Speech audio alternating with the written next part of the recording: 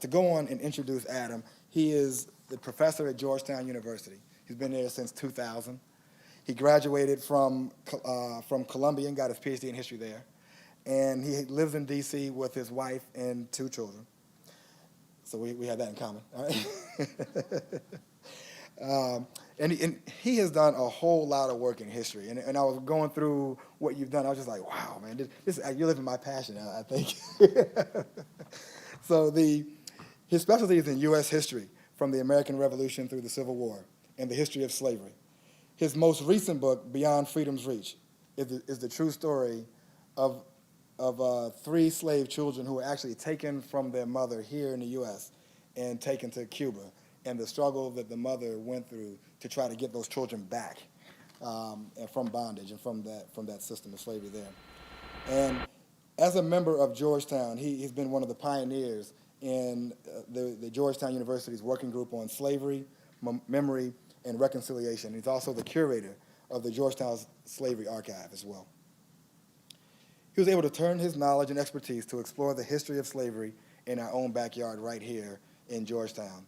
And as I said earlier, there's so many people you'll probably never know, like people who aren't even in this circle who are knowledgeable of the work that you're doing, and they're talking about it. I'm on jogging through Rockery Park, and people are talking about the work that you all are doing, just so you know.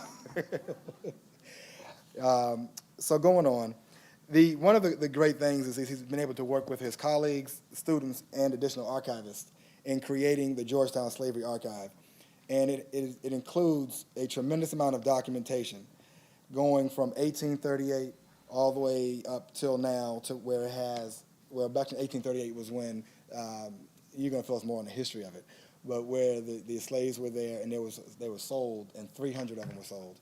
And what did that mean for those people to have gone through that, and what is the impact that had on Georgetown and the establishment of it in its current state that we know of as today. So I'm really looking forward to hearing that from you as well. The report of the working group was released by the president on September 1st, the president of Georgetown on September 1st. And since then, he's continued to expand the archive, reaching out to the growing number of descendants of the Maryland Jesuit slave community and wrestle with this important issue. And as you mentioned, I think you mentioned it's just amazing to see how Georgetown has dealt with this issue. You know, as a black male here in the U.S., you haven't seen that, and it's really exciting to see, and to see if other schools will then take that lead and champion that throughout their universities as well. In addition to writing that, he's also written other books. And another book that he wrote was The Slave County, American Expansion and the Origins of the Deep South. And as we mentioned earlier, Beyond Freedom's Reach, a kidnapping in the twilight of slavery. So without further ado, Mr. Professor Rothman, love to have you come up here.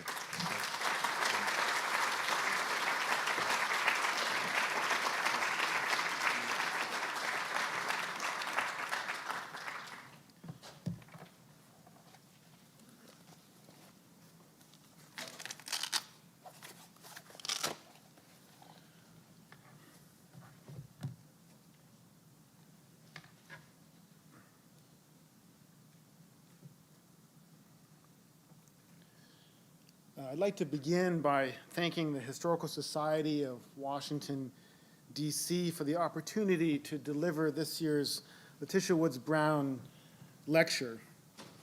Professor Brown was a champion of the African-American history of Washington, D.C. And it's a real thrill for me to be able to honor her work and life in this forum. It was really just touching and moving, right, to hear your recollections of your grandmother, and I can't tell you how happy it makes me to hear from you that she would approve of and appreciate the work that we're doing at Georgetown. I mean, that's pretty much the best introduction I've ever gotten to a talk in my life. So I really appreciate that, and I just hope that we would do her proud. I'd also like to thank the National Archives for hosting us, and for all of you for being here in person or perhaps watching remotely through the magic of YouTube or maybe later on C-SPAN, I just really appreciate your interest in history. Sometimes these days it seems like teaching and learning about history is an uphill battle. We're so focused on the present, we look forward to the future. So few of us actually pause to reflect on the past, on where we've come from and how it shapes who we are today. So to see so many people who are here to learn about history and to think about its impact on our world is truly heartening. College campuses, especially the venerable ones like Georgetown, you can see how venerable it is. Georgetown, where I work, typically present very well-manicured landscapes of historical memory. The old buildings stand as monuments to the past, even as their interiors are updated with Wi-Fi and glass and all sorts of gleaming, shiny things. Coffee shops. The buildings are usually named after founders whose fame has faded. And in truth, few people on campus really know who they actually were, until those founders become infamous and the well-manicured landscape of historical memory starts to show signs of blight. I teach history at Georgetown University. I teach and write about slavery and emancipation largely in the Deep South. But recently, my attention has turned closer to home, so I says in our own backyard, to my own institution. Last year, I had the privilege of serving as a member of Georgetown University's working group on slavery, memory, and reconciliation. The group was formed in September 2015 at the behest of the university's president, John DeGioia, who asked us to reflect on how Georgetown should, and I quote, acknowledge and recognize Georgetown's historic relationship with the institution of slavery. Now, the immediate cause of the formation of the working group, what prompted President DeGioia to form this body, was the reopening of a newly renovated Mulledy Hall, a hall that was named after Reverend Thomas F. Mulledy of the Society of Jesus, who was the president of Georgetown University in the 1830s. Now here's the problem, the scandal with Mulledy, which is now well known, at least I hope it's well known. He orchestrated the mass sale of more than 200, nearly 300 men, women, and children who were owned by the Maryland Jesuits in 1838. And he used at least part of the proceeds of that sale to rescue the college from debt. It's safe to say, and rather shocking to understand, that Georgetown really owes its existence to the sale of those slaves in 1838. The proceeds of that sale saved the college. President DeGioia rightly grasped that the present moment was ripe for the Georgetown community to have a difficult conversation about this history. And he did that, I think, for many reasons. He understood the moment for many reasons. One of them was all of the things that were roiling college campuses last year. The student protests against injustice, indignity that was being perpetrated on people of color. But also, President DeGioia knew the history of Georgetown. He was aware of its roots in the institutions of slavery.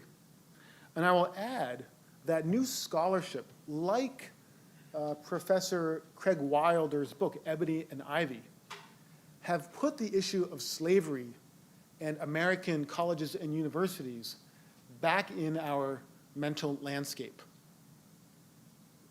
So our work builds on the shoulders of many other scholars and archivists and activists. And that whole community has helped us to do our work. Now, I want to emphasize that Georgetown's history of slavery was never a secret. A relatively small group of scholars, alumni, and students, I'm one of them, has known about this history for a fairly long time. There's excellent scholarship on the subject. And I especially want to applaud the efforts of one of my predecessors at Georgetown, who was briefly a colleague of mine, Professor Emmett Curran, who's now retired. Professor Curran wrote a bicentennial history of Georgetown that was published in 1989, that exposed the college's roots in slavery. He wrote about this 1838 sale and its consequences for the college, a long time before the working group started its work.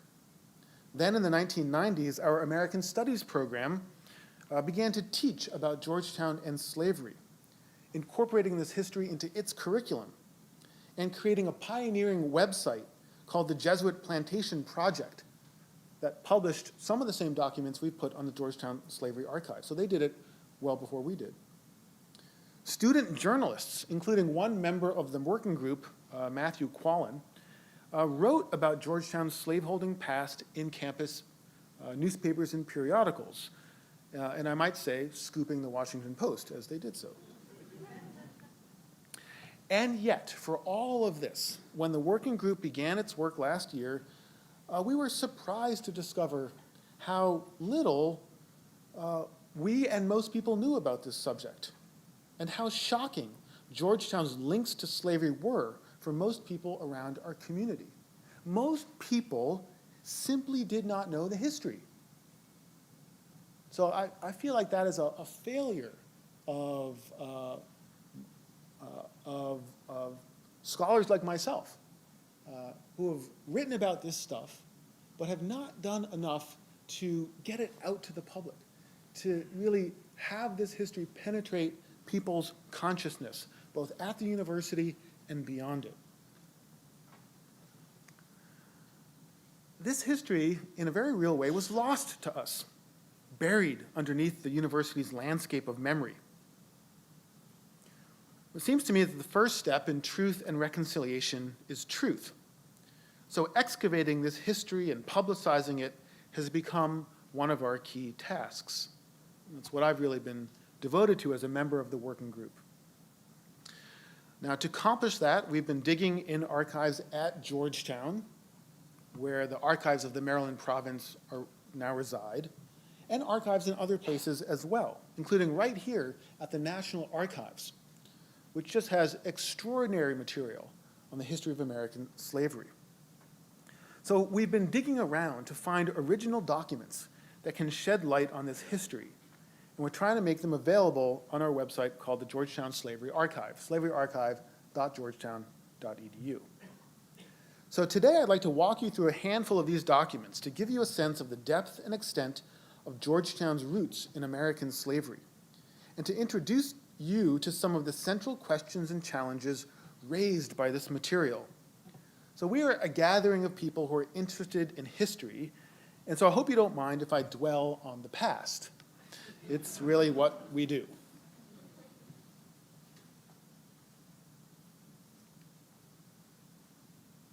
So to begin with this history, I'm going to go back a bit farther in time into a more distant location than you might expect me to.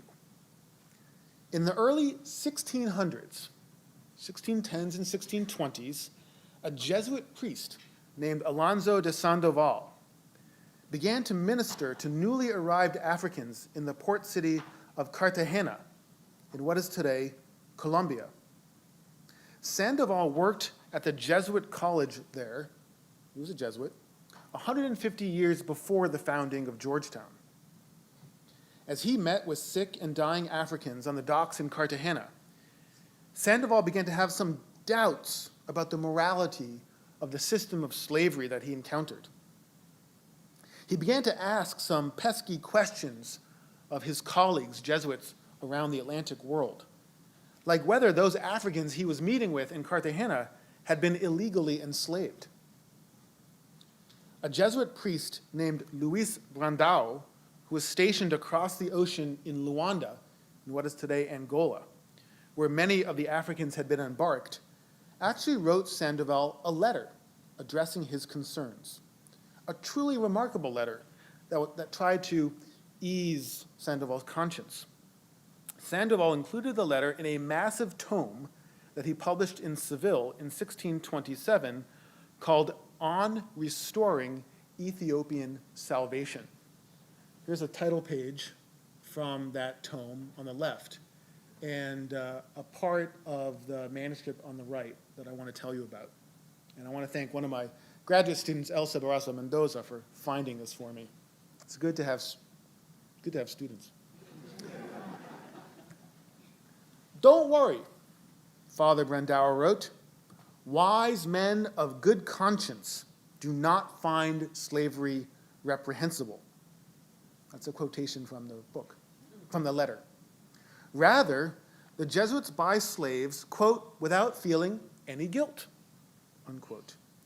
It was true, he admitted, that no black slave, quote, ever says he deserved to be enslaved, unquote.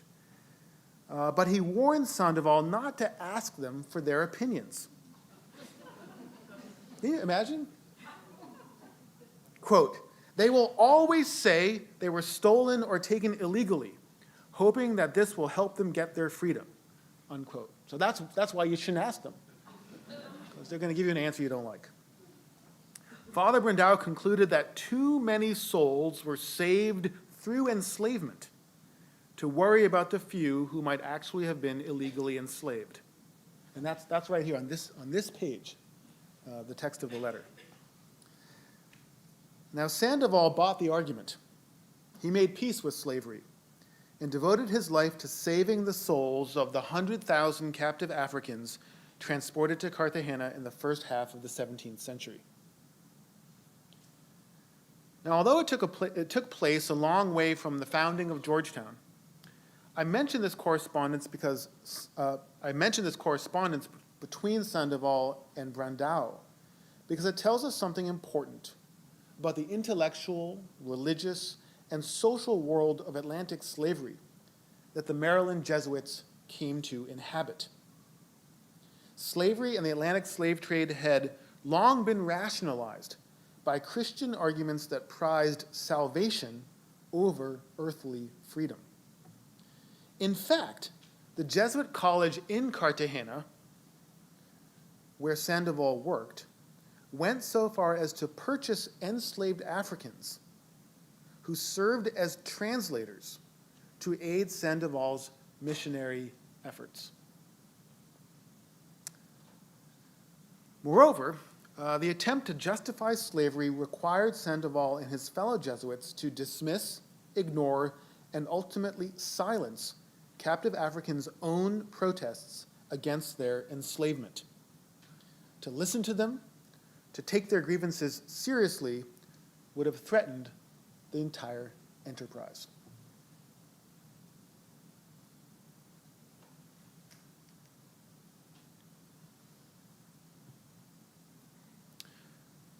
The Jesuits arrived in Maryland in 1634, not long after Sandoval published his treatise in Seville.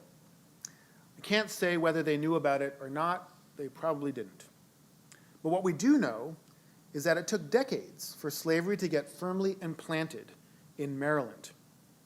For a half century, indentured servants and tenant farmers from Europe supplied the labor needs for the tobacco economy in Maryland and the Chesapeake. It was not until the end of the 17th century, the 1680s and 1690s, that large numbers of captive Africans began to arrive in the colony, and the labor force began to tilt towards slavery. The Jesuits, along with other Catholics, participated in Maryland's Great Transition from servitude to slavery, and became, in some cases, large slave owners in the first half of the 18th century. The record you're looking at now dates back to that era, what the University of Maryland historian Ira Berlin, one of the great historians of American slavery, calls the plantation generation of slavery in colonial North America. Now, this is a list of slaves who were brought from the Jesuits' White Marsh Plantation in Prince George's County to the St. Joseph Mission in Talbot County on the eastern shore. I want to draw your attention to the first name in the list, a woman named Nanny. Do you see it, first name? A woman named Nanny. She's identified in this record as a 55-year-old Guinea Negro. The names are tantalizing. You want to know so much more about who these people are, but there's just so little information. Her name was Nanny, and she was born in Africa around 1710. That's all we know right now. All we really know is what's on that page. Nanny is the only enslaved person in the Maryland province mentioned in the Maryland Province Archives who I've come across so far who is identified as being African-born. And this record is perhaps the sole piece of evidence linking the Maryland Jesuit slave community to their African origins.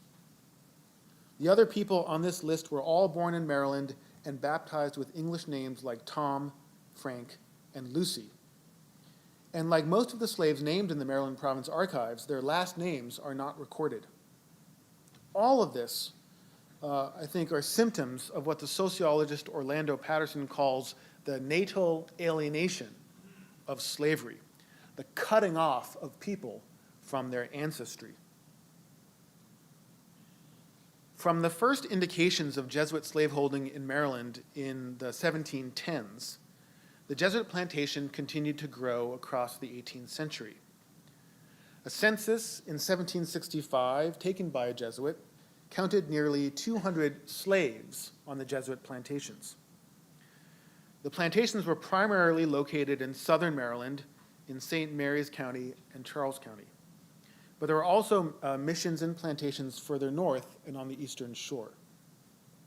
The suppression of the Jesuits in the 1770s posed new challenges for the Catholic leadership in the colony, and new organizational forms emerged to steward the Jesuit order's property and slaves, including the Corporation of Roman Catholic Clergymen.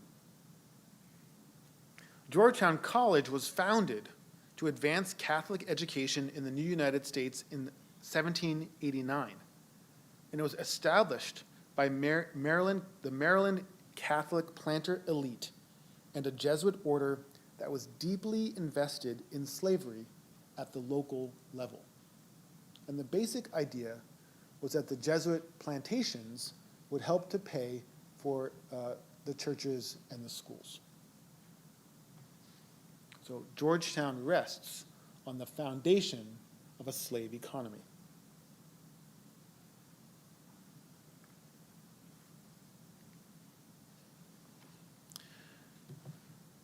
Now, the Jesuits and their Catholic congregants were not the only people in Maryland to draw inspiration from the ideals of the American Revolution. And it was really to prove that there was a place for Catholics in this new republic that Georgetown was founded. It seems that the Jesuits' own slaves also drew inspiration from the ideals of the American Revolution and thought that the principles of freedom and equality articulated by the Revolution should apply to them. In the late 18th and early 19th centuries, a number of slaves belonging to Jesuit owners, including owners closely affiliated with Georgetown, sued in local courts for their freedom. Three families in particular, the Butlers, the Mahoneys, and the Queens, took their owners to court, and in some cases were successful.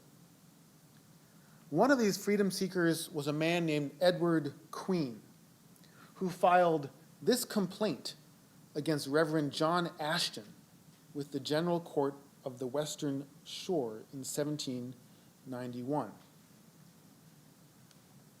I don't know how, if you, from where you're sitting, if you can read the handwriting in this petition, but I assure you, this is among the more legible documents that we've encountered.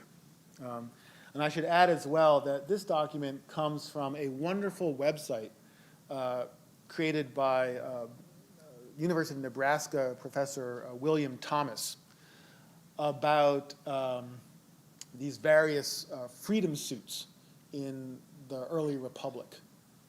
So this is an example of the kind of collaboration and other people's scholarship that we've really benefited from.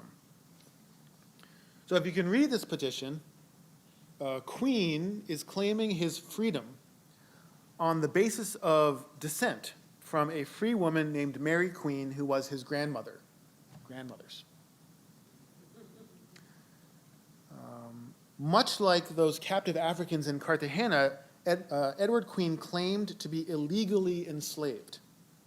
But in this case, Queen actually won he was heard, and he won his case in the Maryland courts in 1794. Queen was a member of what Berlin calls the revolutionary generation of American slaves. And he's also part of this moment of transition in the Chesapeake, after the American Revolution, when there's a brief window of opportunity for enslaved people to make their way to freedom. This is a moment when the population of free people of color begins to expand tremendously. And I'll add that one of the pioneering historians of free people of color in this region was Letitia Woods Brown. But it's worth noting that in granting Queen his freedom on the relatively narrow ground of his freeborn grandmother, okay? And let me remind you that in the law of slavery, in Maryland and most other places in the Americas, the children of enslaved women were also slaves. Right? So status followed the mother. And not only did their status follow the mother, not only would the children of slave women be slaves, but they would be owned by their mother's owner. Right? But if your mother is free, you, by rights, should be free as well. So that's the basis for Edward Queen's claim to freedom. So, but in granting Queen his freedom on this relatively narrow ground of his freeborn grandmother, the courts also implicitly affirmed the enslavement of thousands of other enslaved people who could not establish their birthright in court. So you can see here the powers that be in the slave society trying to make up rules by which slavery would be governed. It was a legal institution that operated by certain rules. Now, Reverend Ashton, for his part, was an Irish-born Jesuit who was stationed for many years at the White Marsh Plantation in Prince George's County. Now, he's listed in the 1790 census with 82 slaves next to his name, one of the biggest planters in the region. He also happened to be a founder of the Corporation of Roman Catholic Clergymen and one of the first directors of Georgetown College. It's really remarkable how many connections to slavery turn up in the early records of the college itself. The first college ledgers, which record the students coming into the college and paying for room and board, their expenses. Those first ledgers record the hiring of slaves. One was named Suki. She was hired to the college by her owner, William Diggs, for 10 pounds per year from 1792 to 1797. So it's not just a question of ownership, but the use of labor, hiring and renting of slaves. Father John McElroy, whose journals record daily life at the college in the early 19th century, noted the presence of 13, quote, colored persons. That's how he describes them in his journal. Out of 101 people in all at the college in 1813. So 13% of the people at the college in 1813 were slaves. Who they were or what they did, he failed to mention. But a later entry in his journal records the burial of a man that he calls Billy the Blacksmith, probably a slave, who was buried in the college graveyard in a ceremony attended by many of the students. Holy Trinity Church, right next to Georgetown, the sacramental registers of Holy Trinity record slaves getting baptized and married right next door to campus. And William Gaston, Georgetown's acclaimed first student, at Georgetown, many of our sort of grand lectures and occasions are held in Gaston Hall. Gaston came from a wealthy slave-owning family in North Carolina. He went on to become a distinguished judge on the North Carolina Supreme Court, ruling in one case that a slave had a right to life, and in another that free people of color could be citizens of his state. So those two rulings were actually remarkably progressive for a North Carolina jurist before the Civil War. I think it's important to understand that the significance of the use of slave labor at Georgetown and its close ties to slavery are not just an economic question, although they certainly are. But there's something deeper going on here. It's about the way these institutions, churches, and schools shape the moral order of society, the normative order of society. So if people at Georgetown, if faculty and the presidents of Georgetown are routinely buying and selling slaves, hiring slaves, well, what does that say to everybody else? It says that this is a perfectly reasonable, perfectly normal, perfectly moral institution. So I think you cannot underestimate the ideological effect of the participation of a place like Georgetown or the Jesuit order in slaveholding.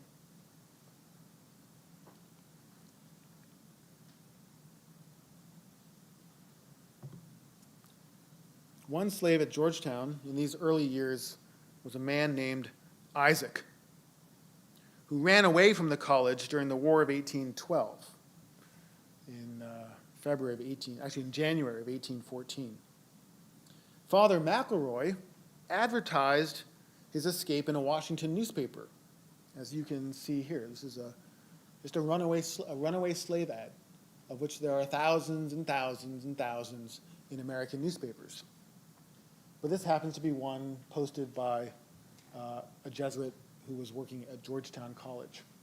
And it says, offers a $30 reward for the return of Isaac, who ran away from Georgetown College on Saturday night, the 29th instant. A Negro man named Isaac, about 23 years old, quite black complexion, about 5 feet, 8 inches high. So the advertisement, it gives a physical description of Isaac, tells the readers what he was wearing when he fled, but speculates that he's probably got a change of clothing with him. But it also notes that Isaac could read and may have procured a pass to allow him to move freely about the countryside. It guessed that he might be on his way to Pennsylvania, a freer state in 1814 than Maryland was. But understand that even if Isaac had gotten to Maryland, that wouldn't make him free. Under the Fugitive Slave Clause of the Constitution, he was still bound to service and could be returned to the college. These runaway ads are very one-sided. We only get the perspective of the owner, and in most cases, you have no idea what actually happened. But in this case, McElroy's journal actually fills out some of the details. Turns out that Isaac was captured and thrown in jail in Baltimore, and Reverend Neal, one of McElroy's colleagues, sold him as punishment. There was not much mercy shown to Isaac. Once the War of 1812 concluded and the Society of Jesus was restored after its era of suppression, the Maryland Jesuits began to wrestle with the problem of slavery. But they did not exactly wrestle with it in an abolitionist way, the way we might want or expect them to have wrestled with it. A Jesuit brother, Joseph Moberly, wrote a letter to the president of Georgetown in February of 1815 to propose getting rid of the slaves, either by selling them off or freeing them. quote, "It is better to sell for a time or to set your people free," he wrote. And these were his reasons. First, because we have their souls to answer for. Second, because blacks are more difficult to govern now than formerly. And maybe he had Isaac and Edward Queen in mind. And third, because we shall make more and more to our satisfaction. And what followed in this letter was a careful comparison of the cost of slave labor with the cost of hiring white laborers. And Moberly concluded that shifting to free white workers would provide substantial savings to the Jesuits. For the next 20 years, the Maryland Jesuits grappled over whether to sell their human property, to free them, or simply to maintain the status quo. One Jesuit even proposed freeing them and sending them to Liberia, a newly created haven for former slaves in West Africa, championed by the American Colonization Society, founded in the neighborhood of Georgetown. By the 1830s, the Jesuit plantations were becoming increasingly unprofitable. Slavery was coming under moral attack from a rising abolitionist movement. And Georgetown itself had fallen on hard times. A building spree saddled the college with debt. So under the leadership of Reverend Thomas Mulledy, who had served as president of Georgetown for much of the 1830s, the Maryland Jesuits made a fateful decision to sell most of their slaves to two Catholic planters in Louisiana, Henry Johnson and Jesse Beatty. Henry Johnson had been the governor of Louisiana, so this is not an insignificant person. They agreed to sell the slaves to Johnson and Beatty for $115,000 in 1838 money, which, depending on how you count, is at a minimum about $3 million today. They made sure to sell to Catholic owners so as not to betray their religious obligation to care for the slaves' souls. In fact, that was one of the conditions that was put on the sale by the church in Rome. It wasn't too happy about it. But they did not ask the slaves whether they would like to be sold to Louisiana, which was notorious to black people in the Upper South for being akin to a death sentence.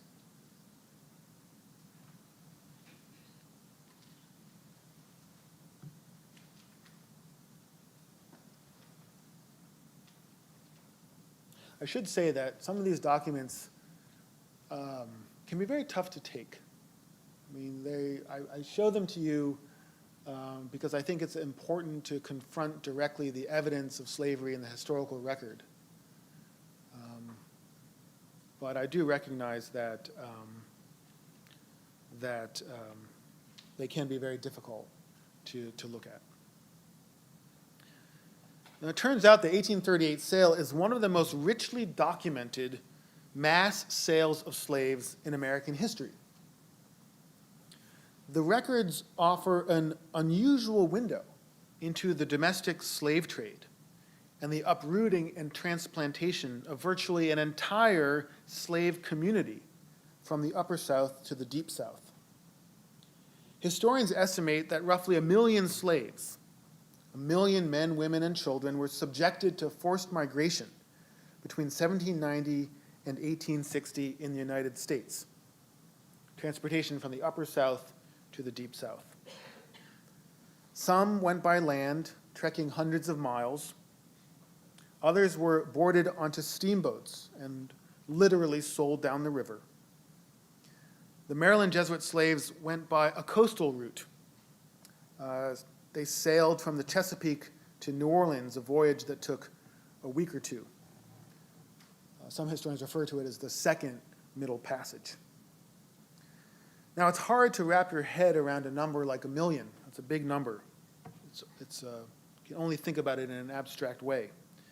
So I think it's the stories of individuals like Solomon Northup, or families and communities like the Maryland Jesuit slaves, that allow us to grasp the trauma of that Second Middle Passage on a human scale. Now, this 1838 sale is documented in several ways.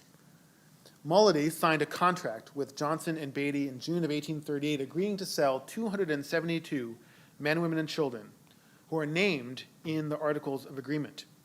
And the terms of the sale are laid out as well, financial transaction. Later that year, Mulledy parceled out the slaves to Beatty and Johnson, and 3 additional bills of sale identified the people who would be sold to Johnson and those who would be sold to Beatty. There were still other transactions because some of the Jesuit slaves were married to slaves of non-Jesuits. And the Jesuits were under orders from Rome not to separate families. So what to do about this situation? The Jesuits appear to have sold some of their own slaves to the owners of their slaves' spouses and purchased other spouses to send with their own slaves to Louisiana. We're still piecing that part together. Before the sale, the Jesuits took a census of the 272 slaves who were slated to be sold, identifying them by family groups and the plantations where they lived: Newtown, St. Inigo's, White Marsh, and St. Thomas Manor. Now, this particular bill of sale is from Thomas Mulledy to Jesse Beatty. And you can see, if you can read, this is actually a very legible script. You can see that most of the people listed in this contract are identified only by their first name, a few last names are included, such as the first name on this contract, Nace Butler. The first name on the third line at the right, Nace Butler, 50 years of age, Bibby, 45, and her infant. Bibby is Nace Butler's wife, Bibby Butler. And the names that follow, the infant, Caroline, Basil, Martha Ann, Gabe, Bibby, Henry, Tom, Mary, John Lewis, Justin, and Rose, are all the Butler's children. It was a descendant of Nace and Bibby Butler, a woman named Patricia Bayon Johnson, who has a real talent for genealogy, who first discovered her own family history in these records more than a decade ago. And the work that Patricia Bayon Johnson did, tracking her own family history, has been a real inspiration and a source of knowledge for those of us at Georgetown working on this history. The 1838 sale involved families that had been formed over multiple generations. They had been in Maryland for a long time, more than 100 years in many cases, and now they were being uprooted and sent to a strange, distant place.